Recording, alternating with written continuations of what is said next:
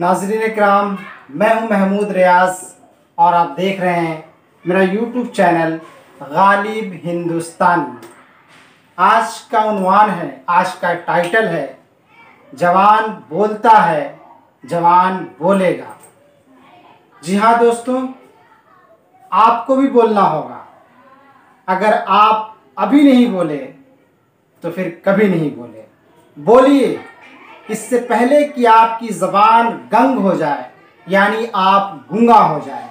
बोलिए, इससे पहले कि आपकी ज़बान आपके अल्फाज का साथ न दे।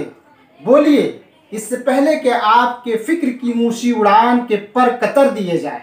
बोलिए, इससे पहले कि आप अपने अंदर के अंधेरों में गुम हो जाए। बोलिए, इससे पहले कि आपकी ज़बान पर ताले लगा दिए जाए। बोलिए, इससे पहले कि आप हमेशा हमेश के लिए किसी का दुम छल्ला बन जाएं। बोलिए, इससे पहले कि दुनिया से इंसाफ उठ जाए। बोलिए, इससे पहले कि आपके बोलने का हक छीन लिया जाए। बोलिए, इससे पहले कि कत्ल व गारतगरी का बाजार गर्म हो जाए। बोलिए, इससे पहले कि आपके सामने ख़वातीन की इस्मत दरी कर दी जाए।